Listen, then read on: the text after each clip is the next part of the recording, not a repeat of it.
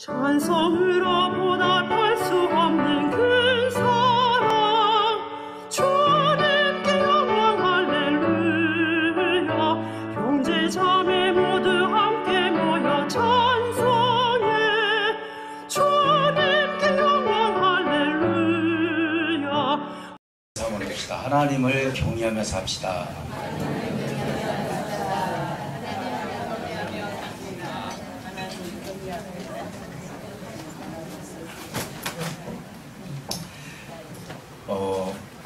오늘 본문 말씀, 아마 많은 설교를 통해서 이 말씀은 줄겨 목사님들이 잘 사용하는 설교입니다.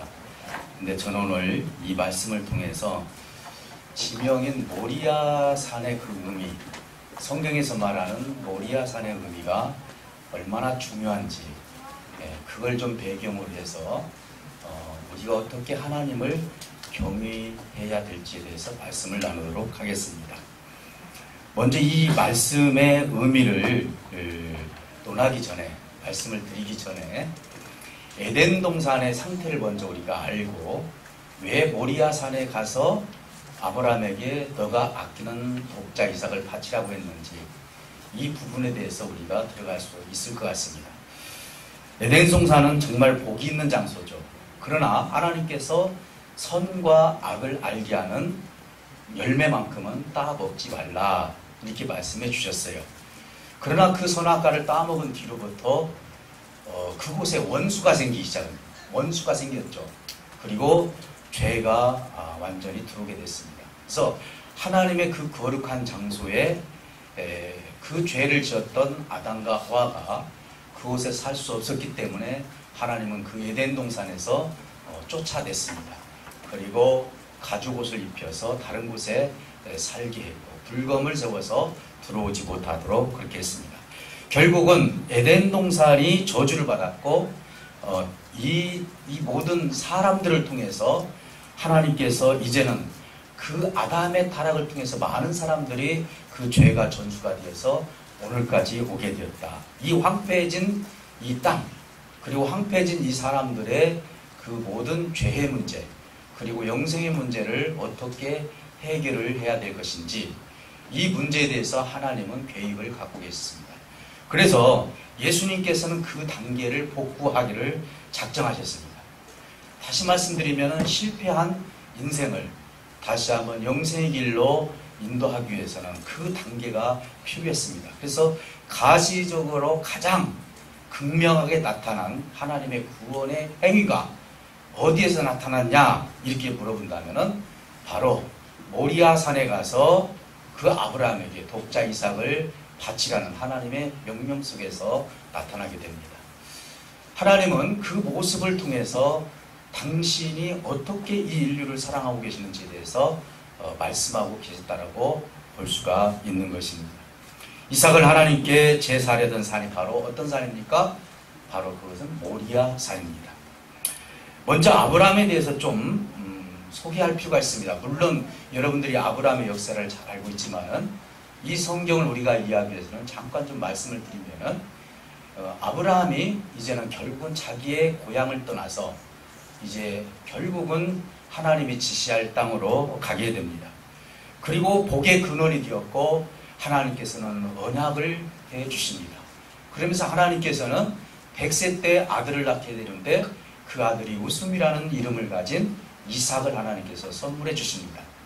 결국은 하나님께서 이삭을 사랑하는 그 아브라함을 보면서 결국은 하나님께서 이제 이 아브라함에게 명령을 합니다. 모리아 산에 가서 네가 가장 사랑하는 독자 이삭을 나에게 바쳐라, 이렇게 말씀을 합니다. 그래서 결국은 독자 이삭을 바치게 되는데, 여러분 잘 알다시피 아버지의 마음이 그렇게 쉬운 마음은 아니었을 것입니다. 그러나 아브라함은 그렇게 순종을 했고, 더 중요한 것은 오늘 좀 핵심적으로 본다면은 아브라함도 순종했지만은 제물로서 순종을 했던 이삭을 또 바라보면은 참 이삭의 순종도 그 이상이겠다라는 마음을 갖게 되었습니다. 그래서 하나님께서는 그 순종을 통해서 여호와 이레라는 축복을 주시는데, 내가 너의 마음을 알았고 네가 독자까지 아끼지 아니하고 나에게 바친 것을 보고 너는 나를 경외하는 자다 이렇게 말씀해 주셨어요. 우리가 하나님을 경외한다는 의미는 물론 예배 잘 드리고 내 삶을 아버지께 드리는 것도 드린 것이지만은 아브라함처럼 이렇게 가장 사랑하는 것을 희생할 정도의 마음을 가진 사람은 아버지께 경외하는 삶을 사는 것이다. 이렇게 볼 수가 있는 것입니다. 그래서 결국은 내 씨가 천하 만민의 복이 되고 그리고 너를 통해서 많은 사람들이 복을 얻게 될 것이라고 말씀해 주십니다. 하나님의 만족에 대해서 한번 생각을 해보겠습니다. 우리는 가끔 자식들을 혼냅니다.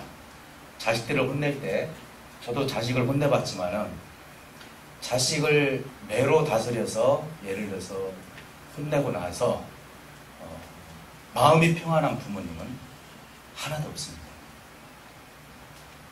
어떤 자식을 내가 100대를 때렸다 해서 때리면 때릴수록 그 부모가 야 정말 때렸더니 속이 시원하다. 참 만족스럽다. 이렇게 만족할 부모가 어디 있습니까? 아마 100대를 때렸든 20대를 때렸든 뒤로 돌아서는 정말 저 자식이 내가 때렸는데 상처는 어떻게 될까? 아마 그 자식보다도 때린 부모가 뒤에 가서 울기도 하고 마음 아파하는 것이 부모의 마음입니다. 저는 이 모습을 보면서 과연 하나님이 대체가 무엇에 만족하시는가? 만약에 아브라함이 진짜 이삭을 죽여서 하나님께 제물로 드렸을 때 과연 하나님께서 그래 네가 나한테 그런 믿음을 보였더니 정말 내가 만족스럽다 이렇게 말씀하실까요? 인간들이 잘못했을 때 하나님께서 벌을 내려가지고 심판을 내렸을 때 야 저놈 정말 그렇게 내 뜻대로 살지 않더니 내가 심판을 내려서 벌을 내렸더니 너무나 만족스럽다. 하나님이 그렇게 그걸 통해서 만족을 하실까요? 과연 하나님이 인간의 행위를 통해서 만족할 하나님이라고 생각하십니까? 우리 하나님은 그런 하나님이 아닌 줄 믿습니다. 우리가 어떻게 했다겠어? 잘못 되어서 하나님께 심판을 내려서 심판의 벌을 내렸다 해서 그것으로 하나님은 만족하시는 하나님이 아니라는 것입니다. 저는 이 모습을 통해서 예수 그리스도의 모형이라고 제가 말씀을 드립니다. 하나님은 스스로 만족할 수밖에 없어요. 이 이삭의 그 제물을 통해서 앞으로 이 인류를 위해서 보내실 독생자 예수를 생각하면서 인류를 구원할 것 생각하니까 그걸 통해서 만족하셨지. 물론 아브라함이 순종한 것에 대해서도 하나님은 너는 나를 경외하는 줄 안다 이렇게 말씀하셨지만 실질적인 만족은 여기에 있는 것이 아니라 앞으로 십자가에서 죽일 예수를 통해서 만족하고 계신다는 사실을 우리는 깨닫게 됩니다. 우리는 거꾸로 생각합니다. 내가 생명을 아버지께 드려야만이 경외하는 것인데 도리어 죄악된 이 인류를 위해서 거꾸로 자기의 생명을 주었으니 좀 이 말씀을 거꾸로 말한다면 하나님이 우리를 경외하는 꼴이 됐습니다. 그런데 우리는 과연 어떻게 하나님을 경외하고 있습니까? 저는 이 모습을 통해서 왜 하나님을 그렇게 극진히 경외를 해야 될지 그분이 얼마나 나한테 영광된 분이고 그분을 내가 항상 이름을 부르면서 찬송을 해야 될지를 오늘 말씀을 통해서 우리가 다시 한번 더욱더 깊이 깨달을 수 있는 복된 시간이 되시기를 주님으로 축복합니다. 사랑하는 성도 여러분, 번제라는 것, 그 아라우나의 타작마당이라고 이제는 다윗 시대에 있었던 그 사건인데요. 하루는 다윗이 어느 정도 만족한 삶을 살기 시작합니다. 하나님께서 복을 주셨어요. 하나님께서 어떤 복을 주셨냐면은 정말로 군사력도 주었죠, 경제력도 주었죠. 정말 이루 말할 수 없는 강성한 나라가 되었습니다. 하나님은 다윗이 늘 경외하고 예배를 드리고 이것을 통해서 하나님은 그 경외를 통해서 그 번제를 통해서 하나님은 항상 흡양해 주셨습니다. 그런데 하나님이 축복해 주셨던 그 나라를 향해서 인구 조사를 하기 시작합니다. 다윗이 하나님을 향해서 만족한 것이 아니라 내가 다스릴 백성이 몇 명이고 나를 위해서 보호할 군사가 몇 명인지 이것을 인구 조사를 하다 보니까 하나님은 다윗의 그 마음을 알게 됐습니다. 아, 이제는 네가 내 마음을 떠나고 있구나. 그동안 그렇게 어려울 때 나를 향해서 하나님께 예배하고 하나님을 경외했던 다윗의 마음에 인구조사를 통해서 이 하나님이 주셨던 축복을 통해서 만족하다. 우리는 가끔 그렇습니다. 우리가 살아가면서 하나님께서 아름다운 복을 주십니다. 물질의 복도 주시고 자식의 복도 주시고 여러 가지 복을 주십니다. 그리고 나서 개수를 합니다. 야, 하나님이 주신 것이 얼마나 되지? 그러면서 점점 하나님에 대한 생각과 하나님에 대한 경외감이 떨어지기 시작합니다. 하나님은 다윗에게 말씀합니다. 결국 하나님께서 벌을 내리죠. 그 벌이 뭡니까? 바로 전염병입니다. 하루에 7만 명씩 어찌 보면 3일간 하나님께서 이제 벌을 내리겠다 작정을 합니다. 결국은 그 벌이 내려지면서 다윗이 그것을 깨닫고 하나님 앞에 기도합니다. 하나님, 내가 잘못했습니다. 차라리 내 자신과 우리 가족에게 이 벌을 내려주시옵소서. 참 성군은 성군입니다. 그러면서 하나님 앞에 열심히 기도를 합니다. 무서운 재앙은 내립니다. 결국은 이것을 통해서 하나님께서 그치기는 그칩니다. 그런데 문제는 뭡니까? 다윗이 회개를 했다 해서 하나님께서 그친 것이 아니라는 것이죠. 설사 다윗이 회개를 다 하고 그 심판의 벌을 다 받고 나서 하나님께서 다윗이 회개했고 벌을 다 드렸으니까 만족하실 하나님이 아니라는 것입니다. 그렇게 우리가 생각하는 하나님이 우리 하나님이 그런 심판을 통해서나 만족하는 그런 악한 하나님이 아님을 먼저 믿으시기를 주님으로 축복합니다. 사랑하는 성도 여러분, 이제 하루 만에 그쳤습니다. 하나님은 때로는 그 계획을 바꿀 때가 있습니다. 그래서 성경의 내용을 보면은 뭐라고 써있냐면 인간의 언어로 표현했는데 하나님께서 이 재앙의 내리심을 뉘우쳤다 이런 뜻으로 말씀합니다. 어떻게 하나님이 뉘우치십니까? 하나님은 사실은 뉘우칠 대상이 아닙니다. 그러나 이것을 하나님의 편에서 썼을 때 이것을 해석해 보면 스스로 위로 받으셨다. 스스로가 이것을 절제를 하면서 위로하셨다라는 의미로 우리가 받아들입니다. 결국은 아브라함을 통해서 이제 이삭에게 주었던 그 모습, 어떻게 보면은 아브라함에게 명령을 내려서 이삭을 바쳐서 결국은 하나님께서 이 모든 것을 대신 아들이 죽어주셨던 것처럼 스스로 내 자신이 그 아들을 통해서 공의에 만족해 했다는 것입니다. 공의라는 건 뭐죠? 죄를 보고 기업고 심판을 내리는 마음이에요. 그것을 다윗에게 내리지 아니하고 하루를 하시고 이틀을 이제는 금하셨다는 것입니다. 아브라함이 이삭을 향해서 죽이려고 했을 때, 그만하라 했을 때 결국은 그 계획 속에는 무엇이 들었습니까? 하나님의 공의가 들어가 있었는데 이 인류의 죄를 위해서는 아브라함이 이삭을 죽이려고 했던 것처럼 내가 가장 아끼고 사랑하는 독자 예수를 이 땅에 보내서 내가 죽여서 이 인류를 살리겠다는 뜻 아니겠습니까? 하나님은 어떤 인류가 대신 심판을 받아서 하나님은 만족한 것이 아니라 하나님은 스스로 만족하실 분이기 때문에 하나님 스스로 심판을 받으셔서 우리 인류를 구원해 주셨다는 역사를 보게 됩니다. 하나님은 인간을 통해서 공의의 심판을 충족시킬 방법을 찾으시는 것이 아닙니다. 어떤 분들은 그렇습니다.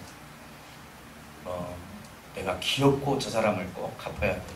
그런데 어느 날 보니까 원수를 갚아야 되는데 집안이 잘못돼. 그러면 그렇지. 내가 그럴 줄 알았어. 하면서 만족한 마음을 가진 사람은 하나님 마음 아니에요.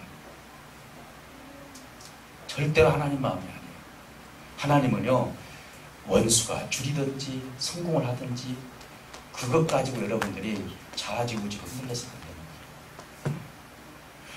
오늘 하나님은요, 사람의 심판을 통해서 우리 역시도 저 사람은 예수를 잘못 믿어가지고 심판을 받았어. 그래, 내가 그럴 줄 알았어. 여기에 만족하면서 여러분들이 이것을 향해서 그래, 하나님은 심는 대로 다 푸른 하나님이야 하면서 여러분 스스로 만족해서 됩니다.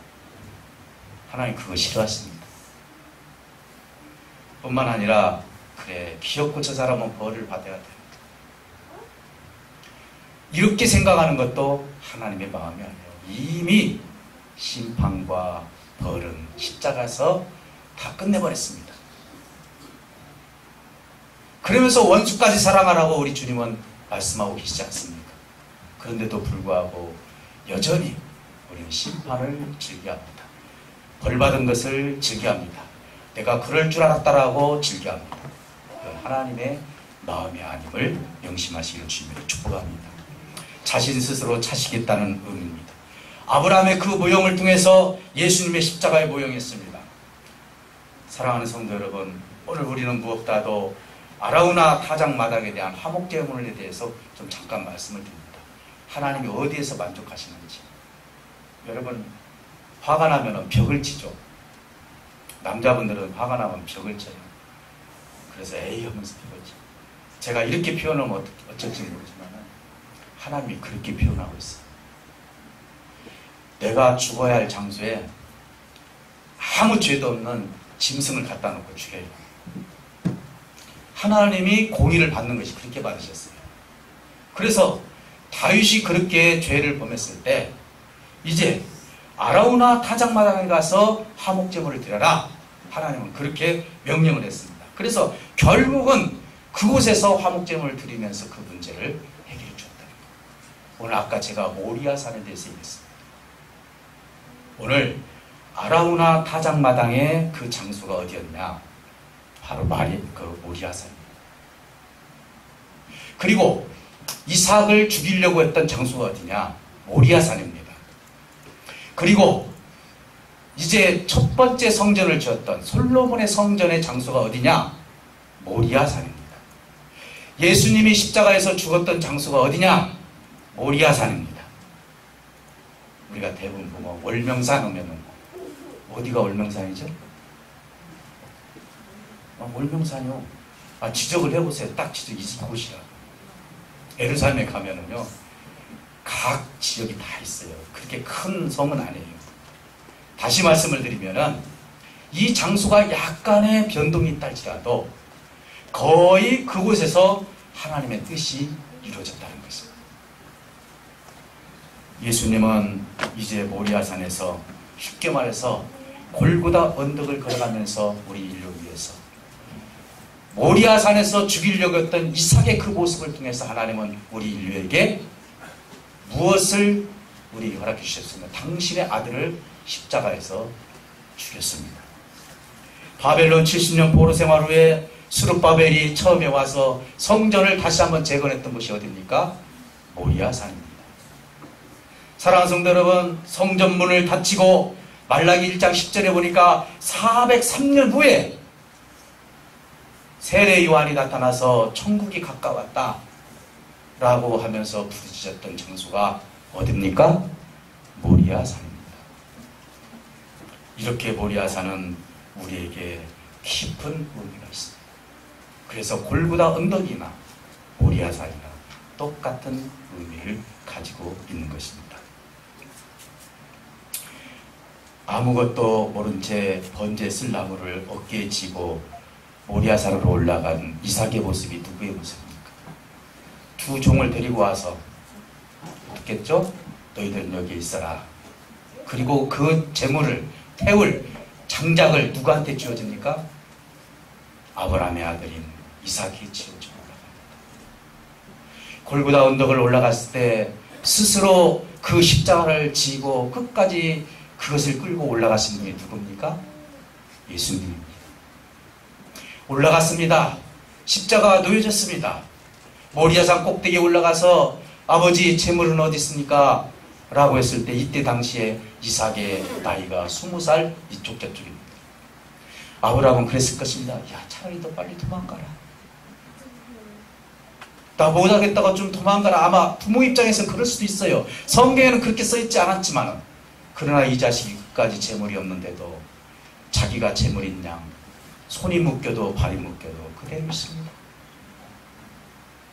십자가에서 못을 박아도 예수님은 거기에서 반항 한 번 하지 아니하시고 그대로 그냥 재물이 되어서 올라가십니다. 예수님은 어디에서, 하나님은 어디에서 지금 만족하고 있습니까? 아브라함이 순종한 것을 가지고 만족합니까? 결국은 그것 가지고 하나님은 만족하실 하나님이 아닙니다. 우리 하나님은 결국은 당신 스스로가 육신을 입고 이 땅에 오셔서 그 모리아산에 올라가서 앞으로 내가 이렇게 죽고 인류를 구원해 주실 것이라는 것을 우리에게 보여주기 위해서 아브라함을 통해서 그 말씀을 해 주신 것입니다. 우리가 왜 하나님을 경외합니까? 자기의 만족을 상대에게서 찾지 아니하고 자신에게 찾는 하나님이시기 때문에 그렇습니다. 어떤 사람이 훌륭한 사람입니까? 무엇이 잘못됐을 때 저 사람 때문입니다. 저 사람이 없었으면 이 일들이 잘 됐을 것입니다. 아니 좀 유능한 사람이 우리 교회에 왔으면 부흥이 더 됐을 것입니다. 좀 실력 있고 영성 있는 사람이 있으면 우리 교회가 더 부흥이 됐을 것입니다. 우리 하나님이라면 그렇게 말씀하셨겠습니까? 아닙니다. 교회가 잘못된 것도 부흥이 안 되는 것도 다 내 탓입니다. 우리 가정에 문제가 일어나는 것도 다 내 탓입니다. 이게 누구의 마음입니까? 하나님입니다. 나를 통해서 만족하신 그 하나님의 모습이 내 모습이 된다면 우리가 용서 못할 사람이 없고 해결되지 안 될 문제가 없고 우리의 삶을 통해서 아버지가 우리에게 보여주신 그 희생의 십자가를 통해서 우리가 어떻게 살아가야 될지를 하나님은 당신의 형상을 십자가를 통해서 보여주고 계시지 않습니까? 사랑하는 성도 여러분, 과연 우리가 어떻게 신앙생활 하시겠습니까? 하나님 이것 주십시오, 저것 주십시오. 하나님 이 문제 해결됐으니까 저 문제 해결됐으니까 감사합니다. 이게 신앙의 최고의 도입니까? 절대로 그것은 아닐 줄 믿습니다. 하나님 내가 십자가를 지고 내가 십자가상에 있다 할지라도 내가 제물이 되어서 많은 사람들에게 침뱉음을 받고 고난을 받고 그곳에서 내가 불살른다 할지라도 하나님 한 분이 나를 사랑하시니 내가 만족스럽습니다. 내 삶을 다 드리고 싶습니다. 내가 가난하든 부하든 아니면 있든 없든지 간에 나는 하나님 한 분밖에 없습니다. 이 신앙이야말로 하나님이 가장 기뻐하시는 신앙이 되지 않겠습니까? 사랑하는 성도 여러분, 저와 여러분들이 왜 하나님을 경외합니까? 하나님이 나에게 복을 주셔서 그렇습니까? 하나님이 나를 영생의 길로 인도해 주셔서 그렇습니까? 하나님이 나를 좋은 길로 건강한 몸으로 주셔서 그렇습니까? 물론 그렇습니다. 그러나 가장 결정적인 요인이 뭡니까? 내가 죽어야 할 장소에서 내가 죽어야 되는데 하나님이 대신 죽어주셨습니다. 저와 여러분은 당연히 하나님을 경외해야 되고 싶습니다. 그분이 나를 살렸습니다. 그분이 계시지 않았다면 저와 여러분들은 그 영생의 길에 들어갈 수가 없다는 것입니다. 사랑하는 성도 여러분, 사람은 무엇인가를 통해서 만족하기로 합니다. 그래서 무엇이 많다, 무엇이 풍족하다, 그리고 세상 사람보다도 더 많다, 그래서 만족합니다. 저는 다시 한번 여러분들에게 권면합니다. 내가 짓는 소양간에 소가 없달지라도 내 밭대 열매가 맺어지지 않는다 할지라도 오늘 여러분 다 있기를 원해요. 혹시라도 내가 살아가면서 하나님 나는 정말 만족할 것이 없어요. 이것도 없어요. 저것도 없어요. 사랑도 못 받아요. 나 얼마 있으면 내가 죽을 수도 있어요 하면서 저와 여러분들은 항상 그것 때문에 두려워하고 염려할 때가 많습니다. 만약에 이것 때문에 하나님의 만족의 도를 거기에 초점을 맞춘다면 우리는 염려와 근심과 걱정이 절대로 떠나지 않는다는 것을 명심하시기를 주님으로 축복합니다. 사도 바울이 로마 감옥에서 오늘 죽을지 내일 죽을지 모르는 상태에서 주 안에서 항상 기뻐하라는 것은 바로 이런 정신이 있었기 때문에 하나님을 경외하는 마음이 있었기 때문입니다. 사도 바울이 정말 하나님을 경외했어요. 내가 이 감옥에서 죽는다 할지라도 나는 하나님 끝까지 사랑합니다. 내가 하나님 제사의 전제물이 된다 할지라도 나는 불평과 분노, 저기서 뭐 불평을 하나도 없어요. 하나님 힘들어요, 어려워요, 고통스러워요, 이게 아니라 하나님 나를 위해서 죽어주셨으니 내가 하나님을 경외하고 하나님을 사랑합니다. 단 한마디의 기도를 통해서도 하나님을 만족시켜드릴 수 있는 저와 여러분들 되시길 주님으로 축복합니다. 다윗이 아무리 그런 기도를 했다 할지라도 하나님은 그것 때문에 대만족하시는 분이 아닙니다. 오늘 저와 여러분들이 하나님을 최고의 만족으로 올려드릴 수 있는 신앙의 삶은 어떤 삶이냐? 나를 위해서 십자가에서 직접 죽어주셨다는 것, 이걸 우리가 알고 하나님 앞에 존경하고 영광을 두고 우리 주님이 없이는 나는 살 수가 없습니다. 당신이 있었기 때문에, 하나님이 계셨기 때문에 내가 오늘 이 시간 영생의 길을 갈 수가 있습니다라고 고백할 수 있는 저와 여러분들이 되시기를 주님으로 축복합니다. 오늘 이 말씀을 통해서 하나님의 공의는 절대로 우리 인간에게 돌리는 것이 아니라, 절대로 심판을 내려가지고 그것으로 만족하시는 하나님이 아니라, 하나님의 공의는 이미 십자가에서 끝내버렸고 하나님께서 저와 여러분들을 얼마나 사랑하시는지를 오늘 이 십자가 사건을 통해서 다시 한번 하나님께 영광을 드리고 아버지께 감사할 수 있는 저와 여러분들이 되시기를 주님으로 축복합니다. 기도하겠습니다.